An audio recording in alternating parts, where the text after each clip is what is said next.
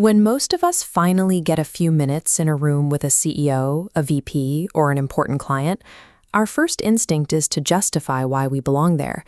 We start listing our achievements and trying to sound impressive. But the person across the table doesn't care. They are surrounded by people trying to impress them all day. Walking into a massive executive boardroom carries intense pressure. Leading with personal accolades aligns you with everyone the VIP has already tuned out. This makes it really difficult to differentiate yourself.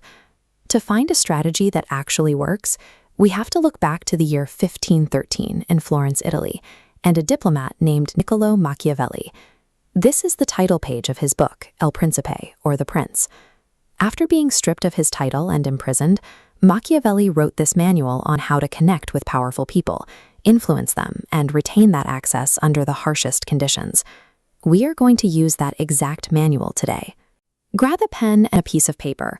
Think of one specific, highly influential person you want to connect with, and get ready to write down your 5-step VIP connection plan.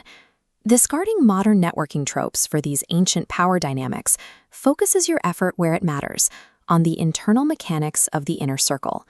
Step 1 is the usefulness audit. Machiavelli wrote that powerful people do not come to you because you are a good person. They come to you because you are useful. Presenting a resume of your past wins does not solve the VIP's current, immediate problems. Right now, on your piece of paper, write down one specific challenge or pain point your target VIP is facing this month. This split screen shows exactly what to do.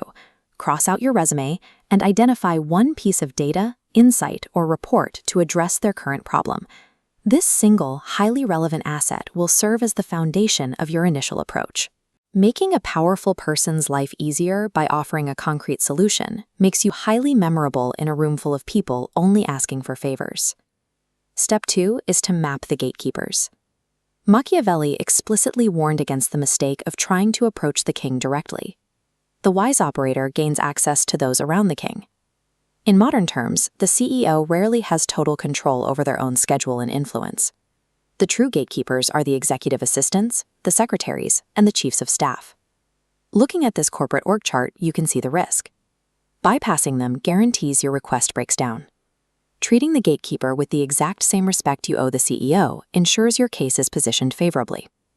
Write down the name of the gatekeeper for your chosen VIP right now. Plan a respectful, highly professional approach specifically for them. True influence requires owning the periphery. The gatekeeper has the absolute power to accelerate your career or stop it entirely. Step 3 is based on Machiavelli's observation that everyone sees what you appear to be, but few experience what you really are. You have to actively schedule a perception boost. Actual performance is rarely enough. Brilliant professionals get ignored constantly because they fail to manage the public perception of their hard work. Book a slot for visibility. Commit to a highly visible action this week, speaking up in a town hall, publishing an industry insight, or scheduling a skip-level one-on-one. Write this exact action down on your plan. Do not leave it as a vague intention. If you do not actively narrate your professional success, the people above you will assume you simply have none. Step 4 focuses on drafting a truth script. Flattering a VIP is a trap. It turns you into a replaceable yes man, and it destroys your long-term credibility. You need to cut through the fog. Executives are routinely isolated from ground reality because subordinates are too afraid to share bad news. Polite, constructive truth-telling is rare, making it an incredibly valuable commodity. Go to your worksheet and draft one specific piece of honest market feedback or team reality. Then pair it strictly with 2 possible polite solutions. Delivering reality paired with actionable options elevates you from a subordinate to a trusted advisor. Step 5 is charting the timeline. This comes from one of Machiavelli's most famous concepts, balancing the necessary energies of the fox and the lion. The fox phase is your period of patience.